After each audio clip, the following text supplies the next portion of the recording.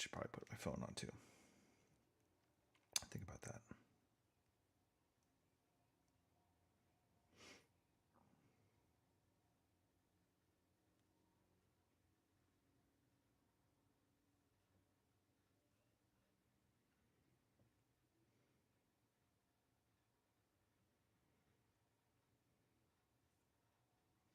Cool.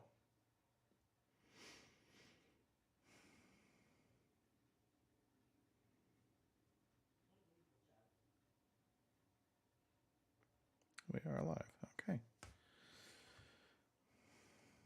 That's good. I'd like to think we're not. I mean, I don't know for sure. We'll know until we get into the show, but I think we're good. Oh, Boomer. Yeah, he can tell us. Robin is going to try and recruit Boomer, for the record. That's what's happening. Be prepared, Gary. Okay. I think we can start the show. What do you think? Maybe I should mute my phone, though, before I do that, because it's, yeah, you know. All right, here we go. 5, 4, 3, 2, 1, 0. Good evening, ladies and gentlemen. Y'all are listening to the Overseas Connection podcast. Shut up and sit down. Here we go! Would you kindly? I think we're just getting started. Medic! I'm a witcher. I think this is more than you can handle. He sits on his ass all day. Let's do this.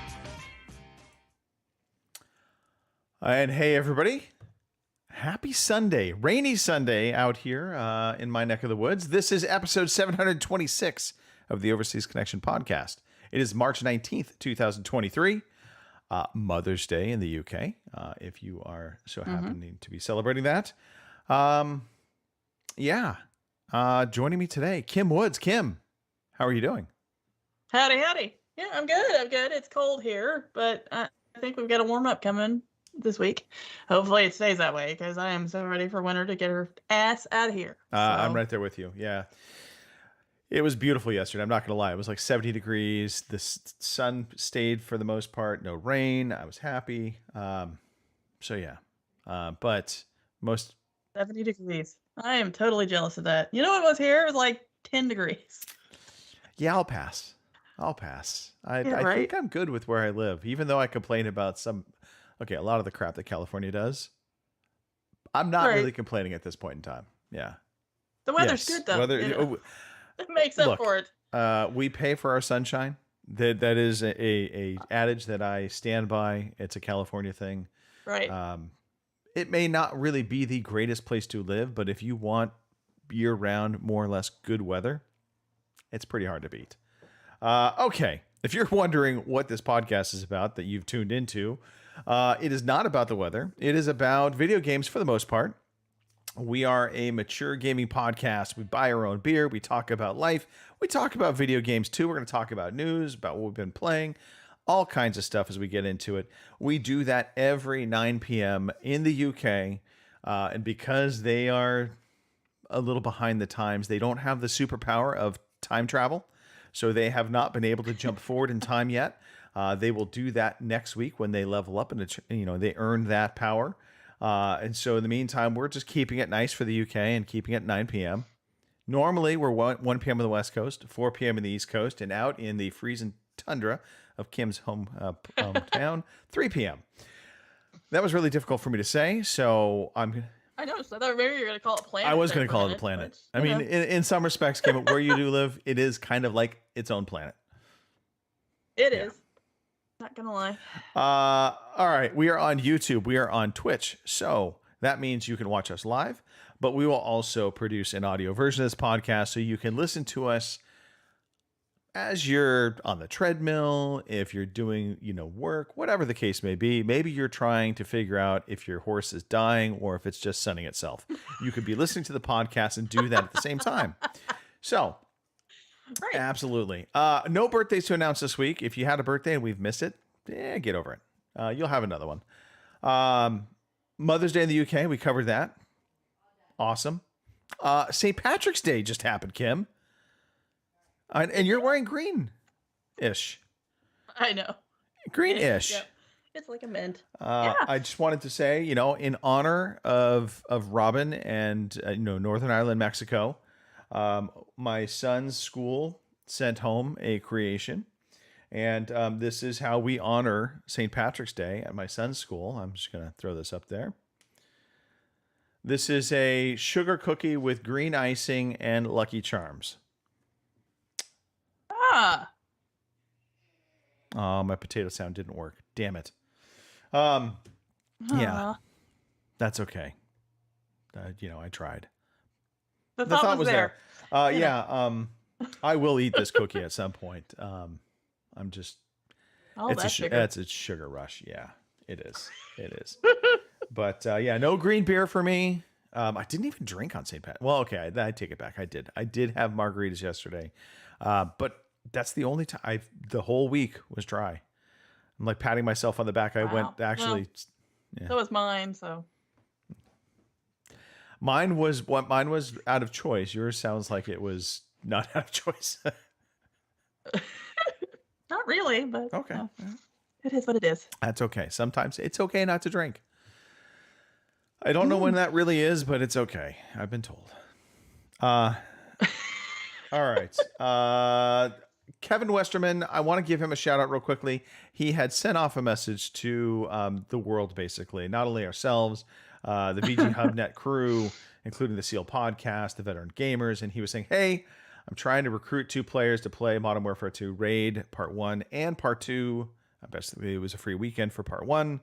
And of course, we got to this a day later. So sorry, Kevin. But hopefully, Kev, you found some people and you hung out and you had a good time. Hopefully. Yeah. Okay, we're going to do story time, Kim. Everyone here loves story time, our favorite time of the day. And yes, Boomer, that is an interesting combo. Lucky Charms go with everything. They really do. I could just eat them out of the box with no milk, nothing, just by the handful. I'm that way with Fruit Loops. You know what? Okay, we're going to sidebar on cereal. I was never big on Fruit Loops. I loved Fruity Pebbles. Although Same. I still eat Fruity pretty Pebbles. sure they're the exact same cereal, just in different shapes. Probably. But I think my all-time favorite is Cinnamon Toast Crunch. Surprisingly good. Yeah, I get that. Although I do have a passion for Lucky Charms, and I am a kid when it comes to my Lucky Charms. So I literally eat all of the oat cereal first, leave nothing but marshmallows at the end in the milk. And then importantly, I have to count how many marshmallows I had in the bowl, and then I will eat the marshmallows. I used to do the same. Well, it's a good thing you eat the cereal first. I know. I do the same. Oh, that's the whole thing. I eat because the marshmallows. I was going to say mushrooms. The marshmallows totally okay in the milk. They stand the test of time. Right. You could leave them for like an hour. They're not affected. The cereal though, 100%. It's just like Cheerios. You've got to get to it fast and quick. Otherwise, it's just soggy shapes. Nobody wants soggy Cheerios. So yeah, that was my thing. Oddly, I did that with bubblegum ice cream as well. Although that was probably a much more disgusting affair. So I don't know if you've ever had bubblegum ice cream. No. Okay, but, so there was a ice cream shop called Swenson's that was real popular when I was a kid, and they're kind of like a Baskin Robbins. They had all these different flavors of ice creams, and one of them was bubblegum ice cream, and so it basically was like almost like a cotton candy kind of flavor to the ice cream, but in it they actually had bubblegum, round bubblegum balls. And so I would eat the ice cream, and if I got a scoop with bubblegum in it, I would spit it back out into my bowl. So I could count how many bubblegums I got in my scoop of ice cream. Well, I mean, I love you're not sharing it. This so is there's true. that. I mean, you definitely know. did not share it, but now that I think about it in retrospect, yeah. But I was young. Yeah, well, the things we did when we were I kids. probably, that, now we if look I back had at a it and we're scoop of like, it today, though, I probably would "Mm." today as well. I'm not gonna lie. Yeah. Yeah, there you go. Well, at least you're honest. Favorite ice cream, Kim? Oh God, anything just about. It varies. I mean, I like chocolate Okay. all the time, but I mean, I like butterbrickle, butter pecan, vanilla. It just whatever the mood strikes me. So I don't think I've had any ice cream that I didn't like. I mean, unless they make like prune flavor or something, then that one might be out. But I haven't really had ice cream I didn't like. So I'm not. I mean, which probably explains things. you know, I know I told the bubblegum story. Bubblegum, not my favorite ice cream. I Right. absolutely am a cookie dough person, but I Right. think my new favorite is oh God, it's called Moose Tracks, I think, and it's Yep. mint chip Is that what the with Mhm. mint chip ice cream, but it has like Oreo pieces in it, and it is awesome. right? Yeah, Nice. I'm making myself hungry as we're talking. I also like bacon. I like. All right. Right? Who doesn't like bacon? I mean, other than Phil. Yeah. We still love you, Phil. But Technically, Phil likes bacon. He's admitted as much. He loves bacon. It's his one weakness as a vegan, which I mean, Right. vegan is synonymous with devil worshiper, and he said he likes bacon, but you know, obviously, he tries not to eat bacon. But that is like, you know, Right. his knees go a little weak when he gets around bacon. Everybody's does. I don't blame the man. No. Okay. Kim, what has been going on yeah. your side of the world? Tell me about the story with the horse first and foremost. Let's have this conversation. Oh, yeah, before I come in, I went out to do chores because, of course, we're podcasting an hour later, so I'll go ahead and do chores so that way afterwards I don't have to. And I went out there, and we have the hay bale out in the pasture for the 3 horses that are out there, and I looked over, and I saw one laying down, either beside it or in the hay bale. I wasn't sure which. And I'm like, well, that's weird. And we've got one who's probably 26, 27 years old, and for a horse, that's up there. That's ancient. And I thought, easy, Trigger, easy.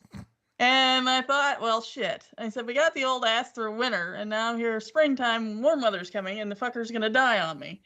So I hollered at him a couple times, didn't get nothing. I whistle a couple times, nothing. And I think, okay, well, I'm gonna go do the rest of the chores. When I come back, or I'll mention it to Dad. And then that way, if he wants to head out there and check on him, he can do that. So I go and do the rest of the chores and come back, and I look over and I notice the horse size lump in the hay bale is gone. And I'm like, all right, so the old fucker must have got up. Well, come to find out, it wasn't the old one laying down in the hay bale. It's the younger one. Apparently, with it being warm out, the sun out, that sort of thing, he decided he was going to lay down and sun himself. Which is kind of odd for horses because they don't typically lay down unless they're sick or hurt or something like that. But then I guess I have lazy ass horses, so maybe that's why. I was just gonna say, I'm like, isn't that usually like a sign of a horse being sick? Right. But my horses, much like me, are weird. Okay. So I guess he just thought, well, if the sun's out, it's warm-ish, at least warmer than it has been. So I'm just gonna lay here in the sun and warm myself because he was up and around when I come back through. So he's fine. And the old asshole was apparently like 2 hills over eating with his buddy. So he was fine too. Okay. Animals, what are you going to do? Sell them for horse meat? No, okay. Yeah, well, I already did that once Yeah. earlier this All right. last We won't year. talk So about that. bad subject. What else has been going on? Oh, well, you already heard me bitch about it being cold, but spring's on the way. So looks like maybe this week we might have a couple of days where it's 60, which is weird because then like following days it's going to be like 30 and 40. So it's no wonder people are sick around here, but 60 degrees, I'll take it. We're getting there. Eventually, by next week or the week after, it's going to stay up in that. So it'll be nice. Someday. Hopefully soon because I'm getting real. It seems like the older I get, the less I like winter. And given that I live in Missouri, this is a bad combination because guess what? We get winter. So you're not anyway, alone. I mean, that is a very common thing. That's why they Right. end up the whole term snowbirds comes from this. So people Right. that live in the north, they move to the south during the wintertime to avoid the winter, and typically those people Right. tend to be older. Right. Yeah, I don't blame you. Yeah. So, Yeah, I mean, I guess I'm getting more like Dad, because Dad's always like, you know what? It could go winter for like Christmas, and then after that, the shit could melt away and it could warm back up, and I'd be happy. Yeah. So I think that's kind of the story I've got. So you're moving to But Florida when? anyway, yeah, right. Yeah, if I didn't have so much shit around here, I might consider it, or move to like Australia. So, because when it's winter here, it's summer in Yeah. Australia, and then when it's winter there, it's summer here. So I could move back and forth. But could you handle the You know. toilet flushing the different direction? I think I could learn to Okay. bear it. Yeah, I don't know about Florida. See, I love the heat. I'm all for warm Right. weather, but humidity, I don't get on with humidity. Right. So I'd be a little concerned with that. Yeah, well, see, humidity does not bother me in the least bit. Of course, I was born in July, so I'm used to all this, the warm weather and the hot and all that. So humidity doesn't bother me at Oh all. God, it drives me crazy. But And I okay, if you're dressed appropriately for humidity, as in like I'm in a Right, tank top, right. like I am right now, I'm in shorts, right, no problem. But I have on numerous occasions had to be in a work setting where I've been in a suit in right, very humid conditions, hot, and it's just miserable. And I right. and I see people walking around and they're in like coats and stuff and they're not sweating, and I'm just like, that's not, you're all aliens, because that is not human. And all of our friends in the UK, No, I understand. they that literally one. would die if they lived in Florida. I mean, right. just dropping like, that whole suddenly died thing would just be like, we shipped them all there and they Right. were done. Okay. Well, we've covered some very important topics. Right. Anything else you wanted to talk about? Yeah, I've had some like pain in both my thumbs for like a year now, and I thought for a while I was just getting old. It was arthritis, because I have arthritis in my knees and Right. back and everything else. So why the fuck not have it in my thumbs, right? Well, come to find out, it's probably tendonitis, because I watched. Now, don't laugh, but I watched a video of this from this chiropractor, physical therapist person, and she had it. And apparently she got it from she had a baby. She got it from lifting. Apparently you can get it from like lifting your children and shit like that. It puts pressure on the tendons and stuff in your thumb. And so you get tendonitis in your thumbs. And it's also called texture thumb, I think. Texture which thumb. makes sense, I guess, on my part. Yeah, texture. Like, texting. texture. I thought you were So- saying texture. Yeah. Well, no, not texture. We Although could maybe. say that 3 And times I and it'll suppose, sound like- 3 different ways, but okay. That makes much more sense to me now. Right. Text thumb. Yeah, or like I suppose like with a controller, Sure. gaming, joysticks, that whole thing.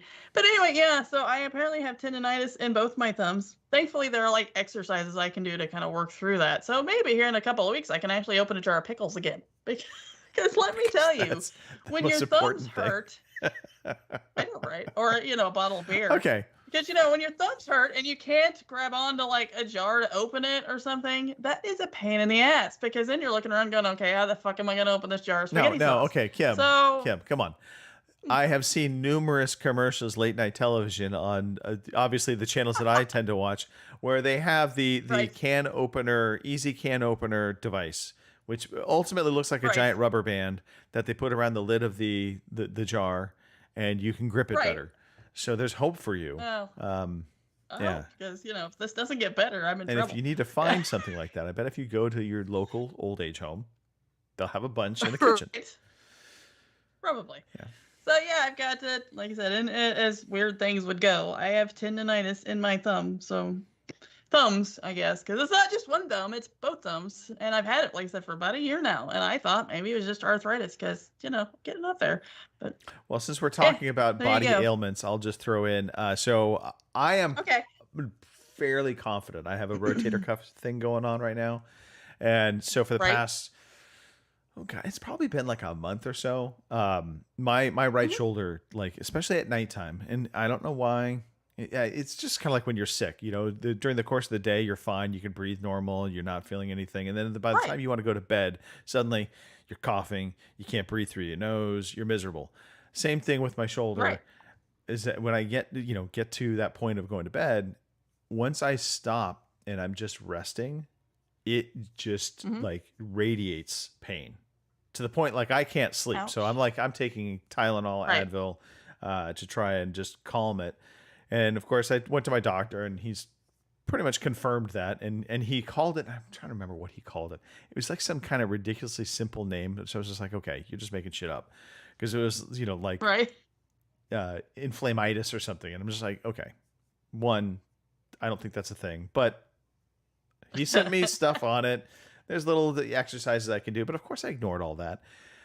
I'm supposed to not be lifting. I'm trying as best I can to, because it's just a specific direction. It's basically the lateral movement that really hurts. So, and I'm also, speaking of lifting children, pretty sure that's how I probably hurt my shoulder.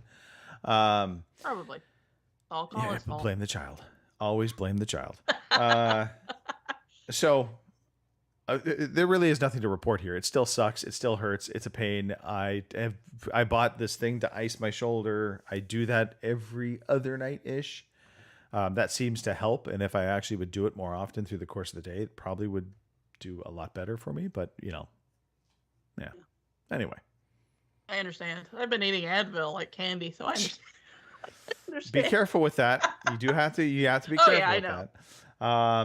Yeah, I want to keep my liver around as long as possible. Yeah. So. Anyway, okay. Body aches aside. So what about you? I have been watching on Netflix. My wife was recommended a show called In the Dark, and I had never seen this. Or even heard of it, to be frank. So I was like, okay, well, let's check it out. And what was and I should have looked this up ahead of time so I could talk about this intelligently. There was a Marvel Marvel Netflix series with a woman, Joan. She was a superhero, Marvel superhero. She basically was drunk all the time. Oh, exactly. Yeah. Needless to say, the main character of this reminds me of her. Boomer, you know what Boomer, this is. come on. In the chat, help me out. Marvel superhero Netflix show with a woman who was drinking all the time because it was the chick off of Breaking Bad that was Jesse's girlfriend for a while, I believe so, right? yes. And she basically had fast regenerative healing powers. I believe that's part of her her thing. Jessica James, was it Jessica James? Jessica Jones.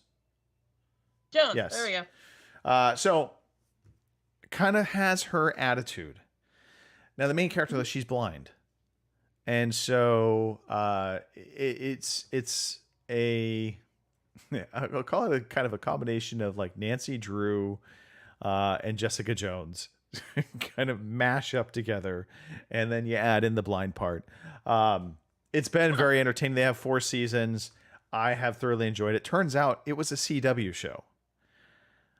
And I'm not normally one to watch CW shows, but the fact that I don't have to sit through all the commercials, and so I've been enjoying it. But it is pretty comical because you can tell every time they do a commercial break because they fade to black and then they come right back in. Right. And I'm just like, why are they doing these annoying breaks? And like, oh, it's a CW show. These were all commercial breaks that they've now just stitched it all together.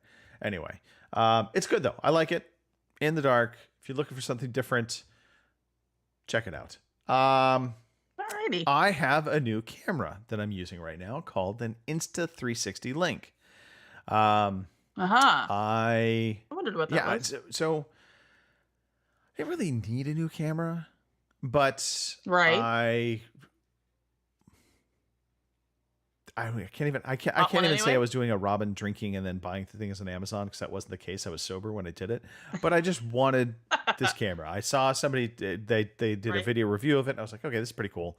And so one of the things that I actually liked about this camera that I've recommended to Robin for his racing is it actually will do tracking. So if I hold this up, now it's going to track me. It's a pretty cool little camera. I like it. There's other things you can do with it, but it has a bunch of gesture features that you can kind of tap into it to make it do things that you want to do. And it will display up to 4K, which is great. Although my monitor only does 1440, so I'm like, it's kind of overkill, but it looks good.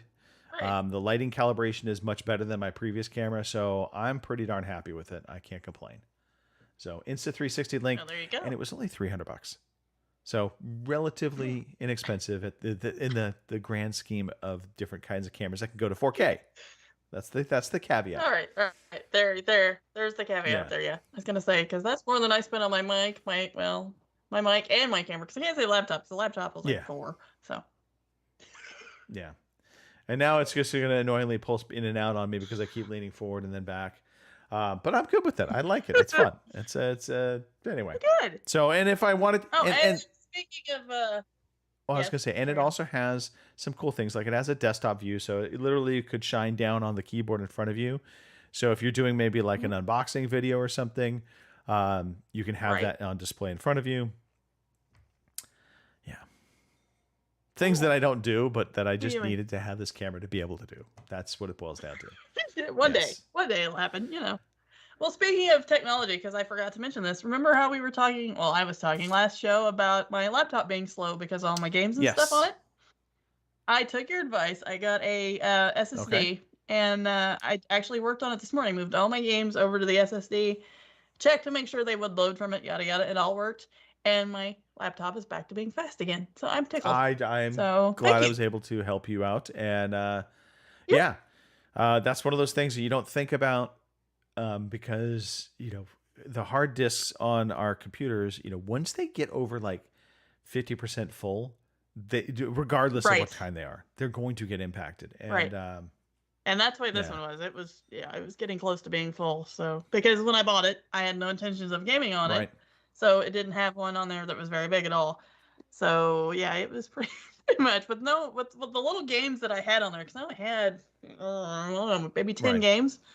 It was pretty much at its limit. So And kind of on the lines of laptops, one of the things I love about my work laptop, one, it has an SSD drive, but more importantly, because we're a very cloud-based company, so if my laptop ever fails, like it did previously, I was talking to my boss and I was like, do I need to go get it fixed? He's like, no, just go buy a new one. So just buy a new laptop. And I'm Right. thinking about it as I was panicked at first because I'm like, oh shit, I'm going to lose everything on my laptop. Everything's in the cloud. So I Right. literally, at one point, my laptop was having some issues and I literally just reset it. No problem. There you go. Everything was right back where it Right. was when I needed it. So, it's not like it used to be when we would all panic and back something up to an external hard drive and hope like hell that thing didn't blow exactly. up. And, No, I was just thinking. So, this last time when we upgraded my wife's laptop, I mean, I'm taking thumbnail drives out. Like I have like 20 Right. different stupid thumbnail, like 1 gig thumbnail drives that you get from all the trade shows you go to because everybody hands those out. Yep. And so I'm just like taking all of these and loading documents onto it for her. So then I could then transfer it onto the other laptop once she pulled up her laptop. It should be simpler, but Right. it is getting simpler, again, as long as you're involved with the whole cloud side of things. Right. Yeah, because look the way cell phones are nowadays. Because I can remember back in the old, when cell phones were all that, they would plug your old cell phone into a thing and then plug your new one and transfer things over that way. Nowadays, because everything's on the Right. cloud, you know, Although they still can it do takes that. like no time They at all. did that for my Yes, they can. my current cell phone. They did that with, Right. and that way you just get all of your apps and settings just kind of put onto the new phone. Right. But things like pictures, that's one of those things where you don't realize the Verizon. Well, I use Verizon. We have the Verizon Cloud, Right. Me too. and Yep. and it's been very handy. There's been a few times where there weren't photos that were on your current phone, but they're up in the cloud. Right. The one downfall to, by the way, the whole syncing up of photos is if you take screenshots of shit and you like a receipt and you forget to wipe it off your phone before you go to bed, and then that night your phone syncs up, and then suddenly you've got a picture of a receipt on your Verizon Cloud. Oh yeah, I have all that now. If I ever croak and people go through my cloud, they're gonna wonder why I have screenshots of certain shit. Cause I've shared shit with you guys, and it's weird, and they're gonna look at that and go, "What the hell was Kim into?" And let's be honest, You know. they're probably not that far off. True. I would hate to see Pete's phone. Yeah. Oh, I know, Yeah. right? It's gonna be worse than mine, and that is possible. So. Okay. Let's move off Yes. from story time. We're gonna start talking about some video games. Alrighty. So let me play one of these fancy little things. Today I feel like Alrighty. playing computer games. Today I feel like playing computer games. All right. We're going to talk about games. Kim, before we get into everything we've been playing, let's talk about Epic Game Store because apparently they had a March update. Yeah, we've got 3 new games before the end of March, so they'll be free. Go out, pick them up. I've picked out at least one of them. Now through the 23rd, which isn't very far from now, is Warhammer 40,000.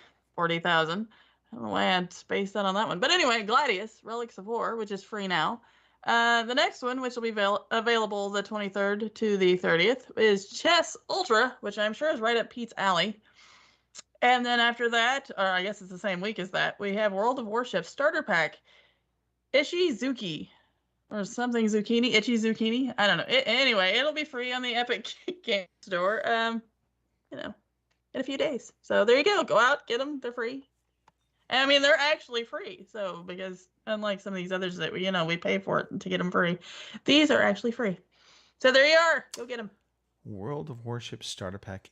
Ichi Izunike, is that that's what we're sticking with? Ichi, not Itchy, zucchini, but that was funnier. So there you go. Ishizuki, maybe. Yep, Ishizuki. Well, because I took it exactly the way it's spelled from the Epic store. So yeah, Ishizuki, I guess, whatever that means. I didn't actually look into it because I don't play World of Warships. Yeah. Somebody probably knows what that means. So. Yeah, Itchy. Or I just insulted a country. Itchy Zucchini. Whatever. Okay. Yep, Itchy Zucchini. All right, let's talk about the games we played. We'll go back and forth on this. So I'm going to start. We'll go to you, then back and forth. So I'll start with Halo 3. Halo Infinite Season 3. Got in some more multiplayer on Wednesday. Had just a good time. I feel like they are turning a corner with Halo, but it may be too late. I don't think they're ever going to get back to the real popular hype they had when they first launched out. Right. But it's really become solid. It's become solid, and I think it's just going to kind of continue to just do its thing. And I think if they can continue to update with good content for the season passes, as well as just continue to roll out good maps, it'll be fun. I will say, Snoogans and I, we didn't quite have a one-on-one battle. So there's some trash talking that happened in our WhatsApp chat. Just a little. And I don't really know how that spurred up, because I think I made a comment and somebody said beef, and it was just like from there, it just took a life of its own. Might have been Martin. Probably Martin.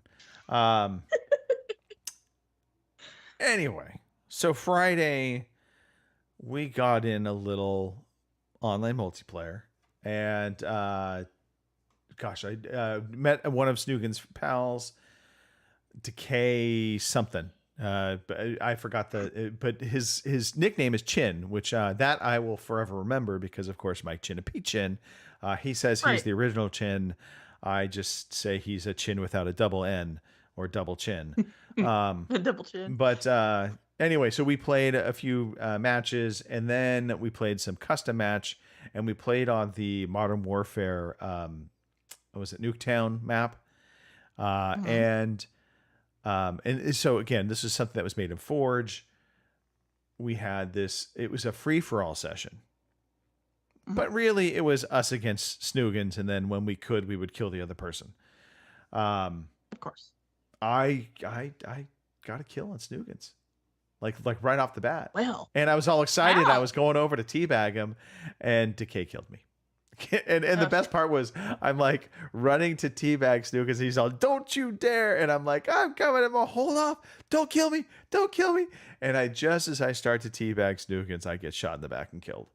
Yeah, terrible. From there, I will just say it went downhill.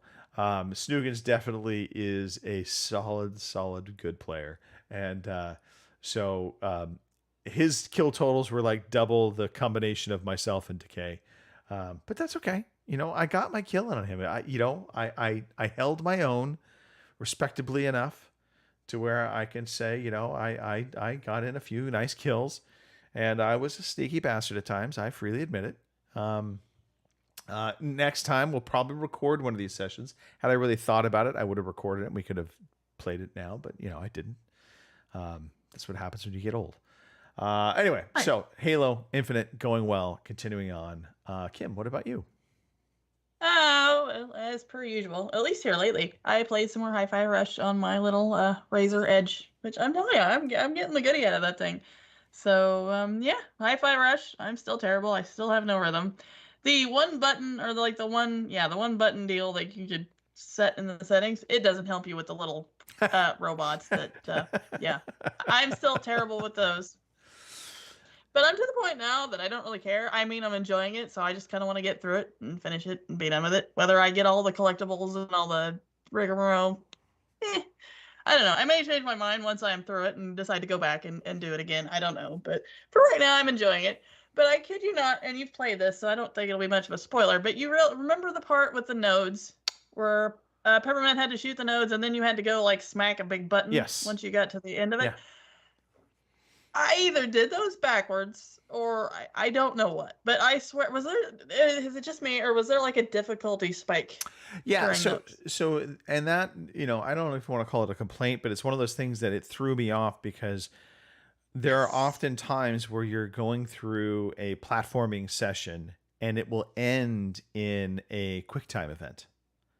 Right. And the QuickTime event isn't always exactly obvious that you've entered into a QuickTime event. And so there were definitely a few different times where I got into that and I was just like, what am I doing wrong? I don't understand. Right. And then suddenly it just like hits you and you just feel stupid because it's painfully obvious what you were supposed to be doing. Right. But it took you a little while to figure it out. And then once you figure it out, you're like, okay, I know what to do. I may have to do it one or two more times because of the timing thing. Or mine half a dozen. Or half a dozen, yeah. I suck. But yeah. Oh, yeah. Yeah, I got to those nodes. And like I said, I don't know if I did them backwards, but like the first two were terrible. Were harder than hell. Then I get to I guess it's the last. Because you don't really have to pick one or the other. Because they're just like, you either go here, you go here, you go here. So like I said, I don't know if I picked the hard ones first or what, but the first two were difficult as all hell. But the last one was the easiest fucking one. And I'm like, what the hell? What did I miss? So, yeah. But I did see online there were some other people that had played it and said, yes, this was a section of the game that was confusing because it seemed like the difficulty had spiked on it more than it should have. And I'm playing on easy mode, and it was still freaking hard. So, now, admittedly, I am a lousy player, so maybe. Anyway. But I had a hell of a time with that. I actually had to fire it up on the Xbox to do the part with the electrified fence or wall or whatever the hell it was where you had to get away from it. Yeah, I had to actually pull it up on the Xbox because on the tiny screen on the edge, I was having a hell of a time getting away from that thing and finishing that section of it. So and that's one thing I will say in terms of the small screen handhelds, and the same holds true for the Steam Deck. Or trying to play games on the phone. Sometimes those screens are a little prohibitive to playing certain games or certain modes. That's quite honestly why when I do play on the Steam Deck, depending upon like the text size can get awfully small on the Steam Deck because it's not always optimized for a handheld. I absolutely will use cheater glasses. 2 times magnification, so it just is bigger. The lettering and stuff is easier just to it just helps. It helps with the game flow to be able to understand what the hell you're supposed to do. Go figure. Right, exactly. Yeah, so I had to do it with that. But then once I did that part and then I switched back to the edge, for some reason it seemed like the button presses for that got easier on the edge than it was trying to play with a controller on the Xbox. So go figure. I don't know. But Hi-Fi Rush, I'm having a lot of fun with it, even though I have no rhythm. And some of the QuickTime events are just fucking aggravating because you get through one section of it and you think that's it, but then boom, they bring up a second part of it that's almost similar to the first part and you're like, oh wait, shit, is this starting over again? Did I miss a spot? And then you're like, no, wait, this is a second section. Well, by the time you figure that out, you've missed one and you've got to start all the way fucking over. Right. So yeah, but anyway, Hi-Fi Rush, it's free on Game Pass. Yeah, I still think the writing and the humor in that game was surprisingly good. Yes. I did find myself multiple times just, the chuckles. I mean, it's not like, oh my God, this is the funniest thing ever type humor. Right. But it's surprisingly good considering Japanese developer game you just, came out of left field, didn't seem like it had a huge budget, and yet this game just feels so polished from start to finish. Like, from the graphics, from the gameplay, from the writing, the dialogue, the delivery, all of it. It just it's impressive. So I'm with you. I laughed a lot at Cinnamon the robot, because especially that one part with the electrified wall. He's like, "This is the part where you have to run, Mr. Jai." And of course, I heard that about 12 dozen times because I kept dying. But I still liked him. So, and did you know you can beat the crap out of the little robots that clean the floor, and they will give you like health and stuff? I didn't know that. I did it once, but then I felt bad because I beat his little ass up and he wasn't doing anything. I often was trying to beat up the robots just that were in and around the space. Some you can, and you get rewarded for it. Other times they will kind of keep you from doing it. But it's always kind of funny how it keeps you from doing it, because it'll actually have some dialogue that will come up that'll just be like, why are you doing this to me? Why do you keep trying to hurt me?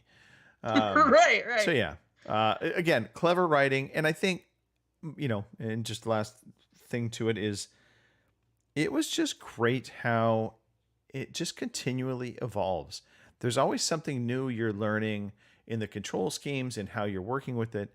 It never feels like it's reached its limit in terms of new things it's going to add up until you get to the final boss. And so I think that was another thing that I really liked. I never got bored with it. I never was like, okay, I've got everything I can possibly get, and now I just have to grind through the last half of the game. Right. And looks like we have not only Boomer, but I see a Nicole sighting. Just saying. Yeah. Okay. What else should we talk about here? Bear with. What is next on the list? Phantom Brigade. Okay. I'm going to put this up here, and I'm going to say that I started this game. Mm-hmm. I attempted to get into the tutorial. Now, mind you, I've bought this game. I bought this game kind of sight unseen. It's got everything I want. Turn-based tactics, mechs. Mm-hmm. I just... Why do I feel you were disappointed? No, not disappointed. Disappointed in that, Kim, I literally could not figure out what the hell I was doing. And it was partially because I was trying to do it in the latter part of a work day, and my attention was absolutely not focused on where it should be. So, gotcha. We'll see. I will say this. This is foreshadowing for another game. The tutorial section on this felt a little... it just wasn't very clear. And so... Right. That's one of those things where I want my tutorials to, be very blatantly clear on what you want me to do, how to do it. And of course, as I'm looking at... Yeah, because otherwise, what's the point? I'm looking at the... I mean, if you come out of it not knowing what to do. So. I looked also at the tutorial as I was just playing now. And I'm like, well, that kind of seems pretty straightforward. Anyway, so I did attempt to play it, Jason. Unfortunately, I don't have any tremendous impression to give you other than I think this is going to be a game I like. I really liked BattleTech. So I think I will like this game very similarly. I will say this, though, and maybe this is a fault of this game. The way BattleTech, when they introduced you, it was kind of with one robot, and you just kind of learn the basics with the one robot first. Here, they kind of try to introduce in the squad mechanic to it all very quickly, and I think that just made things a little more messy. We'll see. I will definitely continue to try and play it, come back to it. We'll see how it goes. Yeah. Good. Exactly. Good luck. Yeah, thanks for that. All right, Kim, what's next on your list? Believe it or not, it's Stray. Also played on my little Razer Edge. And it was a perfect game for that, because obviously you're looking down at a cat and doing, cat things. So it was perfect for the Edge. And I got a little further on that. I was stuck in the sewer with the little blood-sucking Zerk, flea, whatever you want to call those things. And believe it or not, I actually got through it.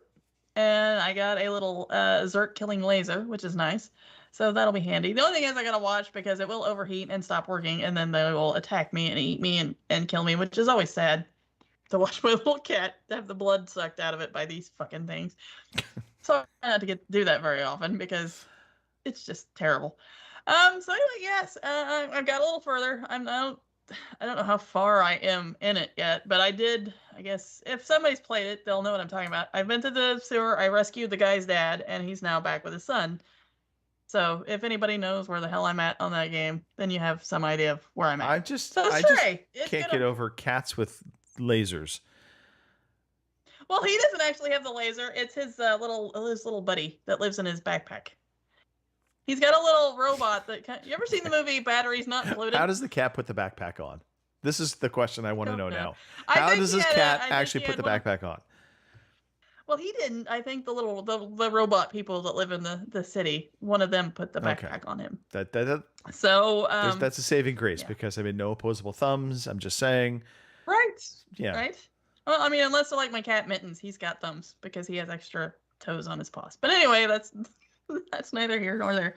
So anyway, yeah, he's a little robot pal. He looks a lot like the little robots in Batteries Not Included. You remember the little flying? Mm-hmm. Yeah, that's what this little guy looks like, and he's got the laser on him, and he collects things, and he helps the cat. So anyway, yes, Stray. I got back at it, like I said, with my little handheld device there. It was really good for this, and I've been playing a lot more PlayStation games because of it. All right. It's kind of nice to sit there at night when Dad's watching his cop videos or whatever on his tablet, and I'm sitting on the couch with my little handheld playing PlayStation games or what have you. So I'm just going to say this now. I still recommend Cats with lasers is every person's nightmare. A freaking laser beam. Because you know this, Kim. You know this. They will kill you. Oh yeah. They're nice to you right now Well, because you feed them.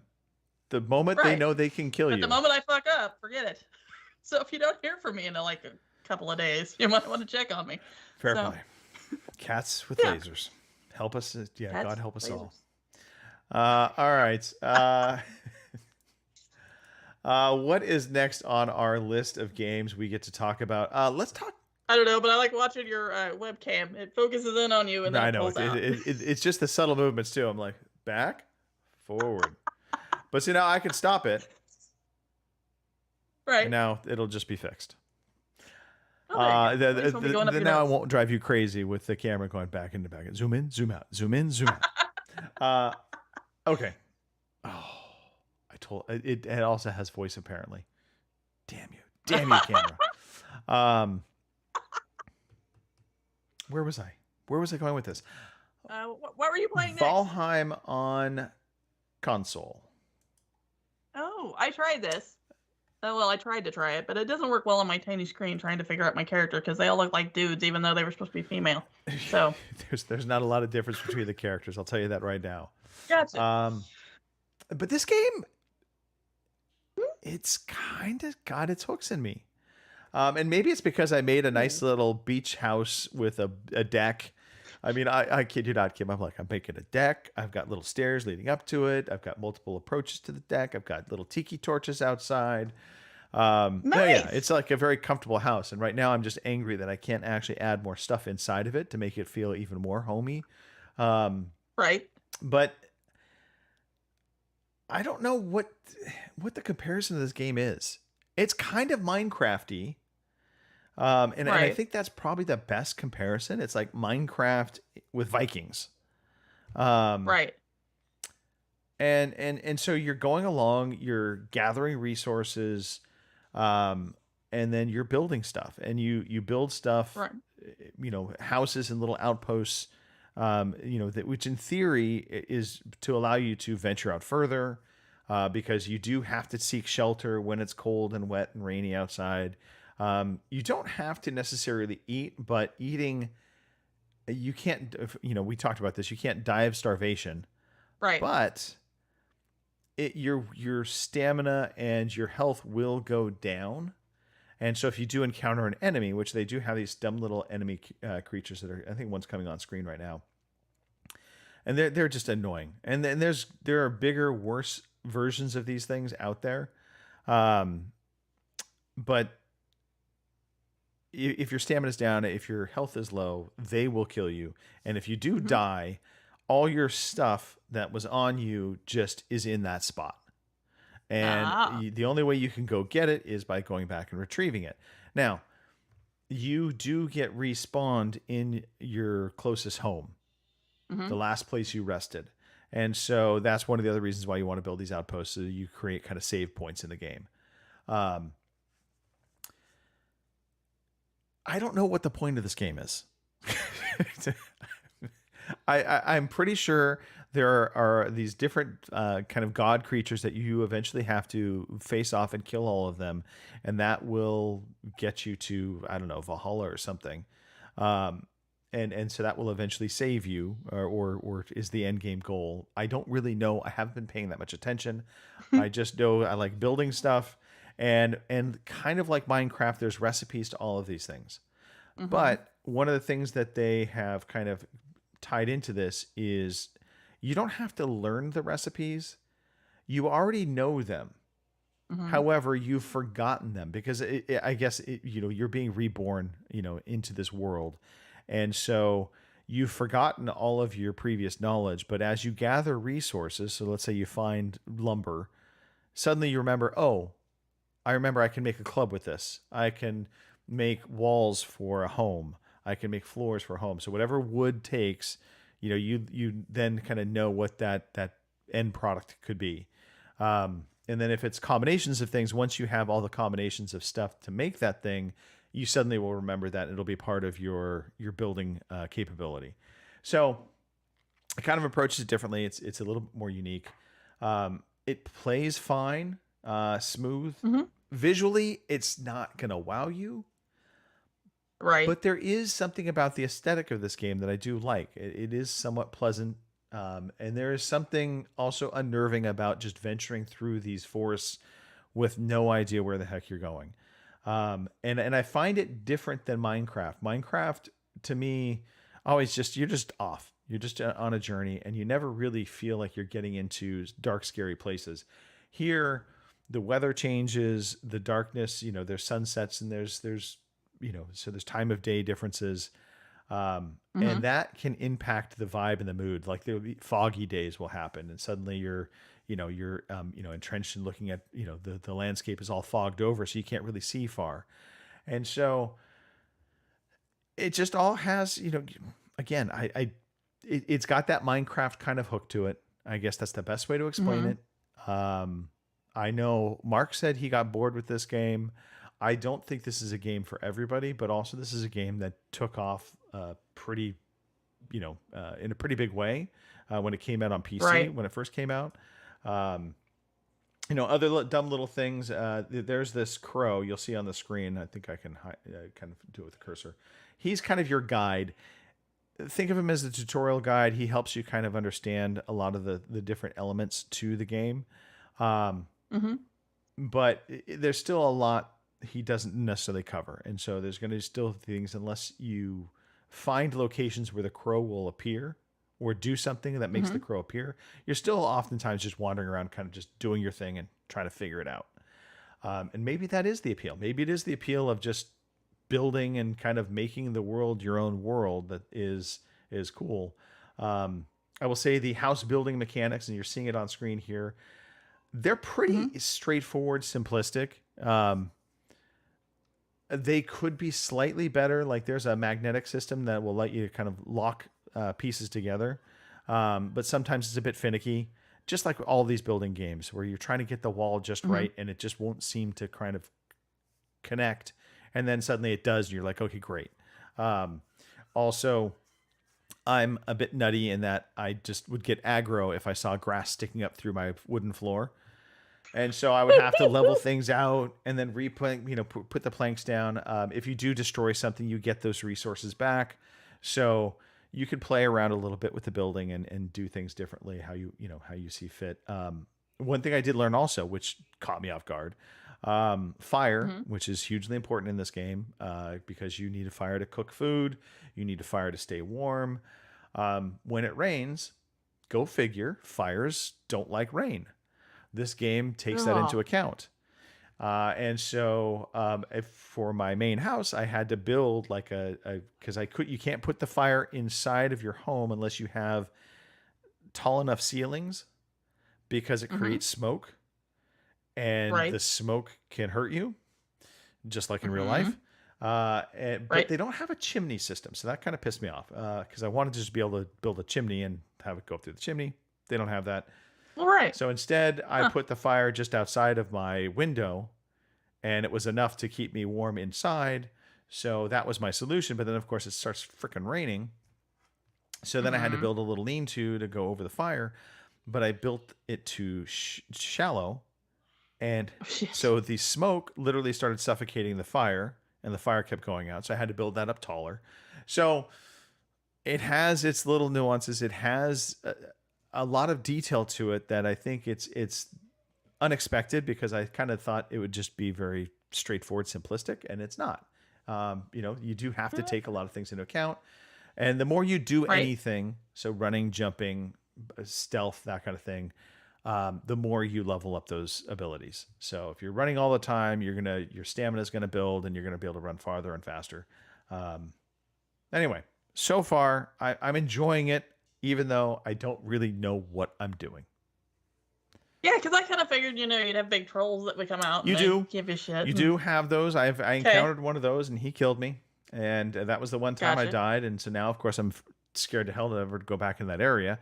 But as you, again, gain more resources and more knowledge, you'll start building better weapons, better ability to armor yourself and defend yourself. So there's a process to this game. And I don't know that there's a way to shortcut any of it, which is fine. It's kind of what this game wants you to do. It wants you to just continually grow and build. And I think that's ultimately the main thrust of the game, is you're growing and building. Okay, now can other players get on your game and fuck with you? Yes. And burn your shit down you create basically a server node, and it can be private or it can be public. And people can join in on your server. And my understanding is just go kind of anywhere in your world and do their thing, or they can partner up with you and you can co-op together. And I don't know what the player limit is on a per server basis for the console side. So I imagine it's kind of similar to Minecraft. It might have a player limit or something like that. Gotcha. Let's see. Nicole saying Minecraft has it as well. The lightning strikes will scare you. Great. All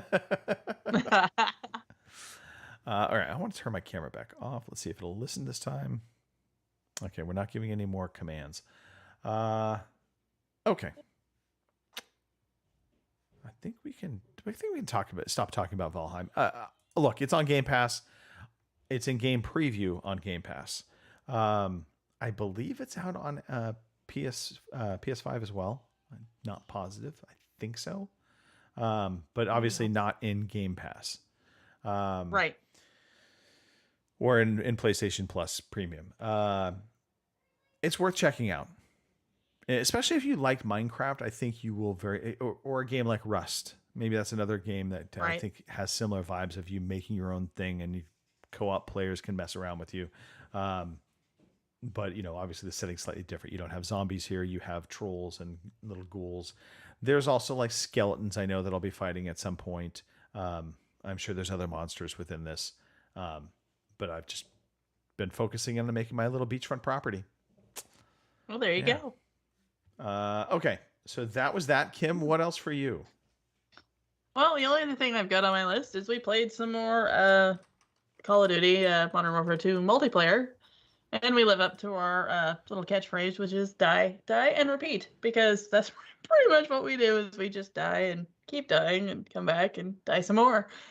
So, and it's what, XP weekend, I think. So I'm like a level 39 now. So we're getting there. Of course, Boomer's like level 100. So, overachiever and all that.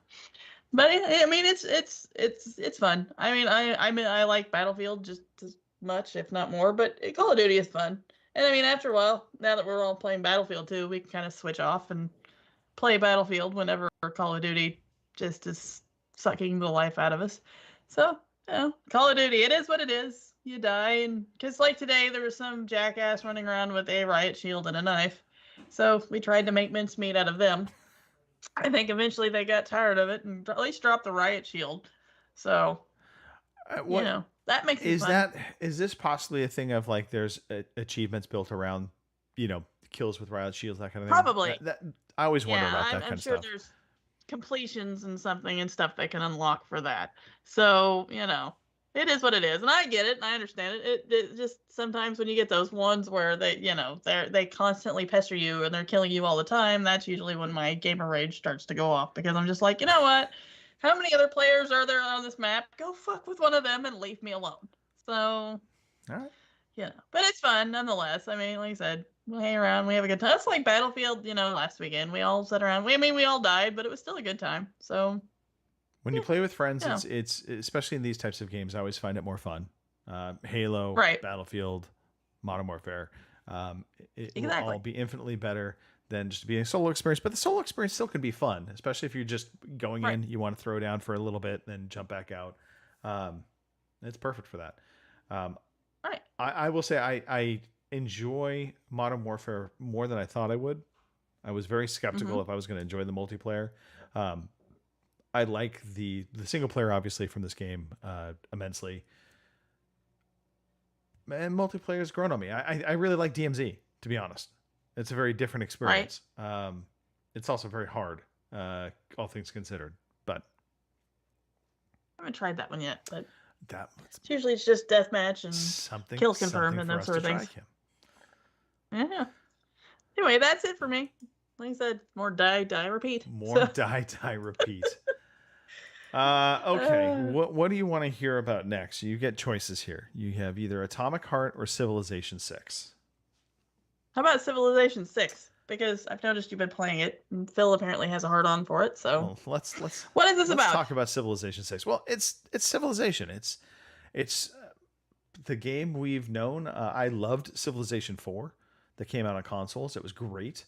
I have some problems with Civ 6. Uh-oh.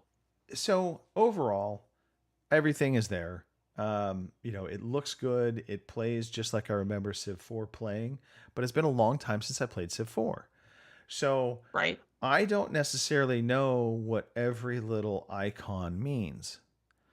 And I went into this saying, you know what, hey, I've never played, because it gives you options when you start up the game. It gives you kind of three different options of I'm very familiar, I'm familiar with Civilization 6, I'm familiar with Civilization games, or I've never played it, basically.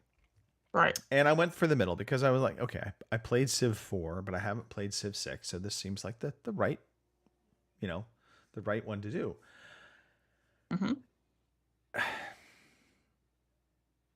The tutorial felt a bit lacking. And again, we were talking about tutorial problems.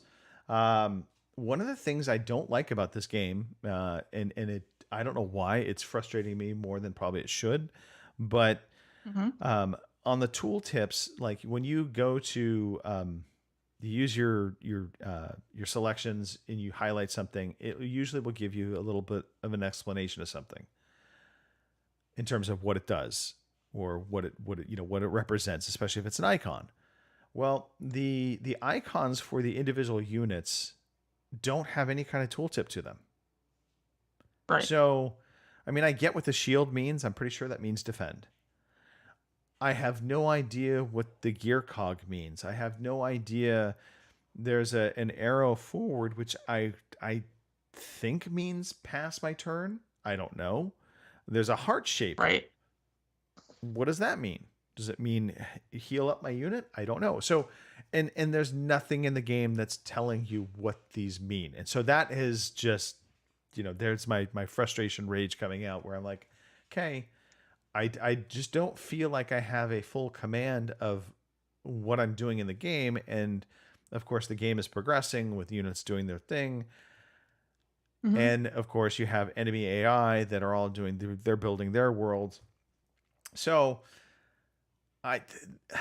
this just feels like a miss for me right now. And maybe I go back and I try and just restart this completely from, I've never played a Civilization game before, and see what this does then.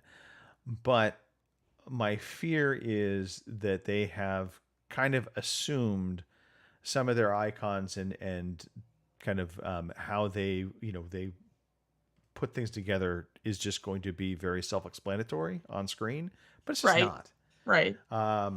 So yeah, I'm not nearly having nearly as much fun with this game as I thought I was going to. I really was like very much looking forward to Civ 6. I was like, okay, I'm down. I love Civ 4. And this just has been a slog. I've just not. I've tried playing it a couple different times now, different times a day, because I thought, okay, maybe it was I was too late at night. I was tired. I'll give it another shot. Right. No, still frustrated. Still feeling like I'm missing a big chunk of what I should be needing or knowing. So, yeah, we'll see.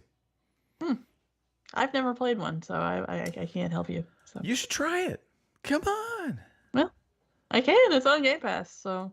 But I've never played a Civilization game. I mean, I've got a pretty good idea of what it is, but I've never actually played one. So. Yeah. It's turn-based. Well, it's that's a bummer. turn-based tactics. I should love it. It's colonizing. It's all of that This is good your stuff. thing. It's my jam, and yet I'm not enjoying it. So, That no. sucks. But a game I am enjoying, Huh. Atomic Heart. Yeah, still, huh? Yeah, I went back to it last night, and I had taken a pretty decent amount of time off from the game, playing some of these different games. Right. But you know what? I still very much am positive on this game. Yeah, the dialogue is not the greatest. Right. And to that, you can fault this game and say, you know what? Okay, it could have been way better. They have some. Hey, at least it's not Forspoken. Well, it's Forspoken levels. It really is. It really is. Let's be honest here. Yeah. Both these games are getting panned hard because of the dialogue, and rightfully so. Right. But it's got platforming bits, which you're seeing here. These different platforming bits in the game.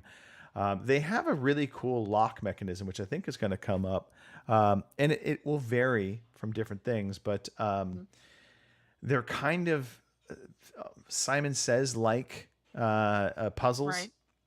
They're not overly hard, but they're just enough of a challenge. You have to pay attention, and they're just a nice in-game puzzle. And so I like that. I like that, you know, this is, instead of having to find a key card and come back and you know, unlock the door. Anytime you come to these locked doors, you're basically, you know, having to do this kind of combination puzzle. And you figure it out, and it's just, again, a nice little additive element to the game. I don't think the combat is horribly bad at all. I know some people have complained about it. It's a resource management from an ammo standpoint, but if you put it on the lower, you know, difficulty levels, you're not going to have to manage the resources nearly as much as you would. In some of the, you know, more challenging difficulty levels. The game looks gorgeous. It sounds fantastic. I'm in a section right now. It's a lab area. And there's a lot of things growing in different, you know, like tubes, that kind of thing. And there's just some nasty, gross sounds coming out of it. But with headphones on, it's just like, okay, this is awesome. Okay, here's on the screen, you'll see right now, one of those puzzles. So this is basically just, you know, button pressing timing, where the pattern goes in one direction. You time it correctly, and you press the button, and you'll get a green light, and it'll reverse course. Every time you get one correctly, it speeds up. So again, kind of like Hi-Fi Rush, it's a quick time event, you know, kind of puzzle. But once you solve it, you're good. And there's no shortage on time. You can, what I'm trying to say is, you can redo the puzzle as many times as you need to solve it. You're not going to be penalized for not being able to solve it the first time. And it's like, no, you're locked out of this room forever. But anyway, so Atomic Heart, I'm very much liking this game. Yes, the dialogue is not the greatest, but I don't think it's anything that should stop you from playing this game. You know, you will be able to push past it easy enough. And if you really don't like the dialogue, there are audio options that you can basically turn it all down. So I would recommend to anybody to give it a shot. I think it's a really unique BioShock-like game, and it's from an indie developer. And you know what? The fact that they pulled this off is pretty amazing to me. I still am Right. in the science laboratory area, so I haven't gotten to this. It opens up into an open world. We'll see how that goes. Maybe my tune will change once I get to that moment. But I'm enjoying it. I can't say enough positive things about it outside of the dialogue. That's the one negativity. Well, that's the good thing. I mean, as long as you're enjoying it. I mean, that's what it's all about. Because if you weren't enjoying it, like, Civ 6, then Yeah. that would suck. So, Agreed. Hey, you know what? Let's talk about some news. okay. Here is the fucking news. All right, Kim. Hmm. Making Horizon Forbidden West DLC PS5 exclusive. Let Guerrilla Games charge forward. Ooh. The expansion, which will be released in April, isn't coming to PS4, despite the base game being released for Sony's current and last-gen consoles.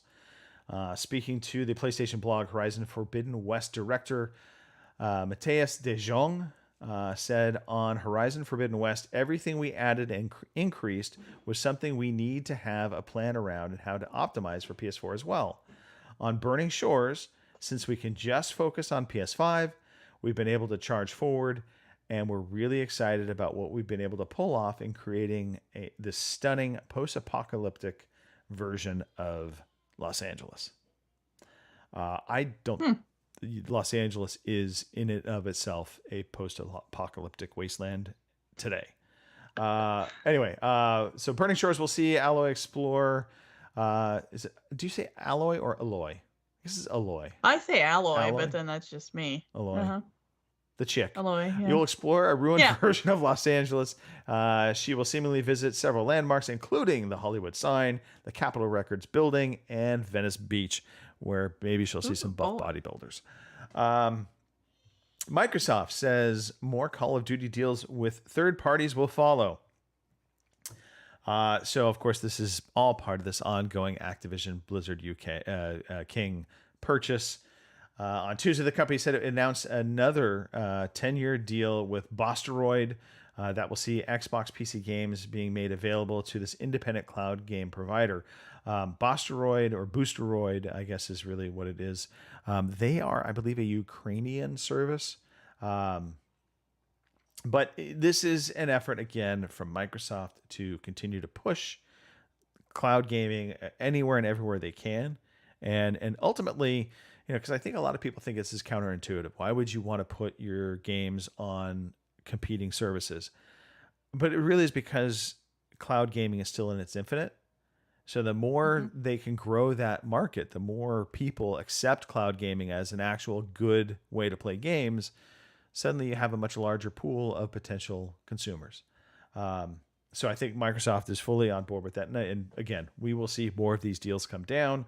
This is how they're going to help push this deal over the top. And speaking of that, the EU regulators have delayed their decision on the Microsoft Activision deal after the new remedies were offered up. So in a filing on Thursday, the UE competition regulator said it had pushed back its provisional deadline to rule on the deal from April 25th to May 22nd after Microsoft submitted remedies in a bid to gain its approval. So the EU now will seek feedback from rivals and customers before ruling on the merger. I don't know if you have any thoughts on any of this. Not really. I just kind of wish it was over and done with at this point. Sony's already kind of made themselves look like an asshat at this point. So I mean, they're doing what they should be doing. I get why. Right. They have nothing to lose. Let's be honest. They're going to get Call of Duty. It's been abundantly made clear that if this merger goes through, they'll get Call of Duty. So why not just do everything they can to try and block it? And I think that's what they're doing. Right.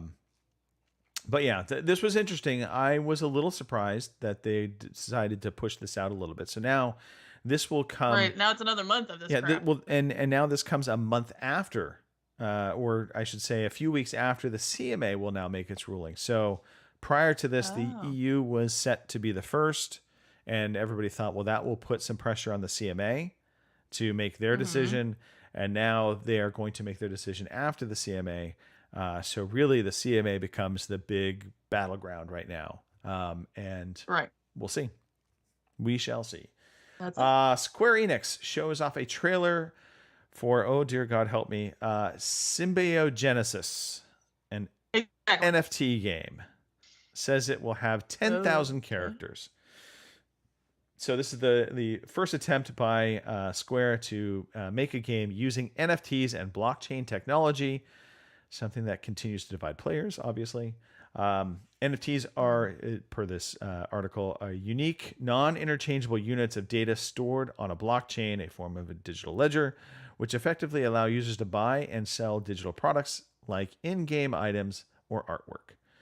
According to the new information provided by Square Enix, Symbiogenesis is described as a narrative unlocked NFT entertainment. God help us. Oh, okay. Yeah. I mean, are people really still interested in this crap? Because last I heard, nobody really gave a shit about NFTs anymore. I don't think a so- lot of people are terribly interested in NFT games, but I think they're going to continue to be pushed because I think these companies see this as a very easy revenue stream. So, Yeah, I reckon, but I'm out. yeah. So. Okay, and this news may very well upset many. No plans for Diablo 4 on Game Pass, says the series lead.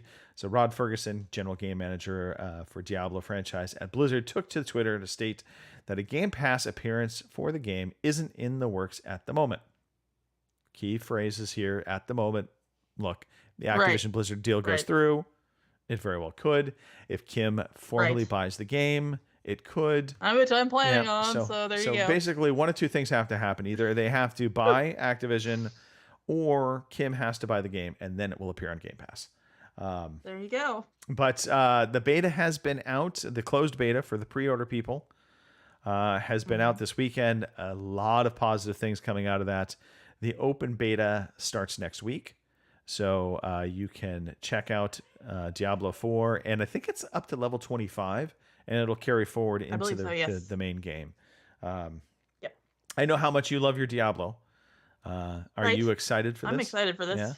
I am. I mean, I did see some horror stories about some people stuck in queue for like 20 minutes, 30 minutes, whatever. But the thing is, it's a beta. Right. I mean, and it's a big game, and you kind of have to expect that because people are going to be hitting the servers hard. No matter how well prepared they think they are. I mean, this is a big game that a lot of people are excited for. So there's going to be hiccups.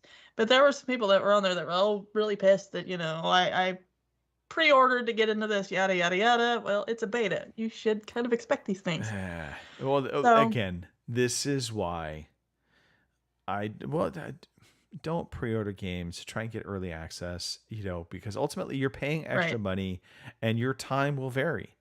And you may get in from day one. You may never get in. And is it honestly worth, a week's worth of beta gameplay for $10? And then now you're going to have to wait until June because that's when it actually comes out. I'm just like, come on. Just. Well, that's it. And I'm not going to lie. I almost pre-ordered it to get in there early. But then I had the same thought. I'm like, yeah, but who's to say I'm going to get in there at all? Right. So I'll just wait until next weekend, and I may get in next weekend, and I may not. But then after going through this already the week before, maybe they'll have some more things set up so that way it's a little better the second go around. But we'll see. Yeah. Either way, I'm going to get it in June anyway.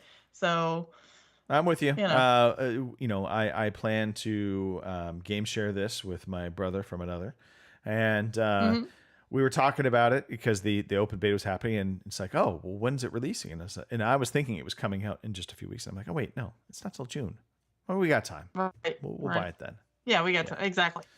Yeah. So, all right. Well, speaking of time, Kim, let's talk about the games coming out next week.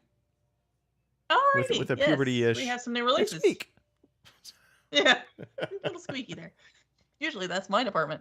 Oh, anyway. Your new releases for March 19th through the 25th are Remnant from the Ashes for the Switch on March 21st. Chia, whichever. Chia, that's what I think. Anyway, for the PS5, PS4, and PC, March 21st. Have a Nice Death for the Switch and PC on March 22nd, which I think that's the one about the character death, and I'm pretty sure I've got that on my wish list for Steam, so we'll see. Atelier Ryza 3, Alchemist of the End, and The Secret Key. Okay. That sounds, well, kind of kinky, but whatever. For the PS5, PS4, and Switch on March 23rd. Storyteller for the Switch and PC, also on the 23rd. And one that I'm sure there's quite a few people looking forward to. I'm not one of them because we've discussed this before. I'm a chicken shit. So we have Resident Evil 4, the remake, for the PS5, Xbox Series X and S, PS4, and PC on the 24th. So go get your shit scared out of you if you're into that sort of thing. And those are your new releases. I have heard also the Resident Evil 4, very good things. If you like Resident Evil games, this is Right. Supposedly really good. Right. But I am more interested in knowing, did you actually ever have one of those Chia Pet little plant things? I did not. I kind of wanted one, but I have a black thumb, so to speak, and I'm lucky to keep anything alive. So it would have just been the Chia statue thing with nothing on it. I equally never have had one, but I did laugh because I just instantly, anytime I hear the name Chia, I instantly in my head hear Chia Pet. Right. And so I'm like, okay, Chia Pet. And then I'm like, okay. I think back to those commercials when they first came out. I want to say it was like a little pig thing. Looked like a little pig that was your Chia Pet. Yep. And there were the sheep and but now they had it's all like sorts of things. crazy. Now there's like Bob Ross Chia Head. Yeah.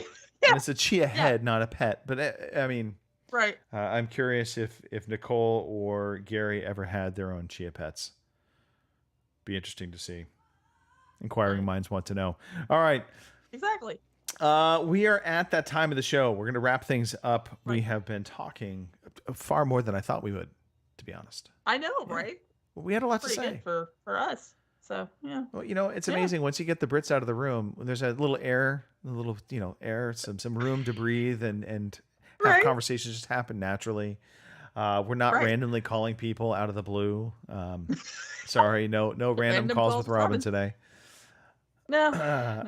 Emma said she has not had a Chia Pet. No Chia Pets. Okay.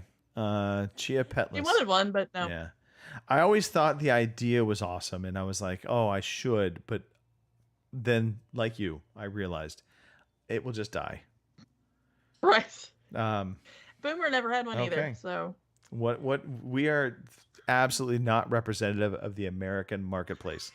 Obviously not. Okay. Halo. That's happening Wednesdays. Hey, Nicole, you ever want to play Halo? Hit me up. We're playing Halo Infinite Wednesdays. It's very casual fun. We've been doing it kind of in the competitive modes, but we've now kind of set up some custom games so we can have some silly nonsense in that respect as well. Fridays is kind of loosey-goosey. Take your pick. Could be Battlefield, could be Modern Warfare, could be PUBG, could be Halo, could be pretty much anything, with the exception of racing. Right. I don't think we've ever tried racing. That's Robin's angle. Yeah. Right. He's very happy with his little jumper, by the way. Okay. Yeah. Good deal. He's gonna wear it to Vegas. Oh boy. Look out. I'm gonna have to. He has to wear it every day in Vegas. That's what. Yeah. Anyway. By the time he's done, it'll stand up on his own. I'm actually really afraid of Vegas. The more conversations and I was checking this out. I mean, frickin' Robin is looking up how not to be killed in Vegas. I'm like, I don't know. Don't do stupid shit. That's how you don't get killed in Vegas. Right. Don't wander off in an alley by yourself. Yeah. But God help us, because. Oh boy. Yeah. Anyway. All right, Kim, give us some shout outs. Give the chat some love. Alrighty. Yeah. Speaking of the chat, we've had a couple in there today. Boomer's been in there, and our good friend Nicole Amaryllis has been in there. It was good to see you. So thanks, guys, for dropping by the chat and keeping us entertained. It was a good one today. So thank y'all. Come back again some other day and hang out with us some more, because we appreciate you. So other than that, Mother Nature, get your shit together. I want to be warm again. So let's do this shit. It's almost spring. We're close enough as far as I'm concerned. So anyway, and as always, Greg, it was fun. This is like my little mental health moment for the week. And definitely there are some weeks like last week. Definitely needed it. Yeah. So, thanks for that. And over to you. Well, thank you, Kim, for making the show. It's fun. I like you. This is absolutely the mental health break. You need just to kind of reset, talk about nonsense. Yeah, Mother Nature could get her act together. Spring starts officially the 27th or 21st. 21st, I think. Let's hope for the 21st. And ironically, it should. My Australian calendar does not help me, so I don't know. See, maybe time for a different calendar, Kim. Maybe. And you know what? A shout out to the community in general. It's been awesome just to see how supportive we all are of one another. And we're getting into that time of life where things get challenging. We're dealing with things that aren't easy to deal with. You know, just be there for everybody. You know, pay it forward when you can, and you know, you'll find that you'll have a community that backs you up as well. And that's our little gaming community. That's what we do. So I'm very proud of who we are, and how we have just consistently always kind of been there for one another. So awesome stuff. Thank God, because I hang out with children more often than not. I need some adults in my life. Ironically, I've been called a child many times. Also, but you know. It is what it is. Oh, and according to Boomer, spring starts tomorrow. So Tomorrow. yeah, get your ass either, get your ass in gear and get it warmed up. Anyway. Oh. We have a picture. My son drew a picture of Pete, so we're gonna show this live. So here, Awesome. shout out to Pete. There is Pete's hand drawn. Fantastic. Oh, nice. Spitting image of Pete on the podcast. Pete, thanks for making the show. And Robin, cheers to you, my friend. Right. Yeah, you have to see that on the video after stream. his It was Lucky starting to Charms. crumble. Now I'm going to be forced to eat this. All right. All right. Terrible. We got to go. Well, this is it. We're done. Thanks, everybody. We'll talk to you later. Have a wonderful weekend.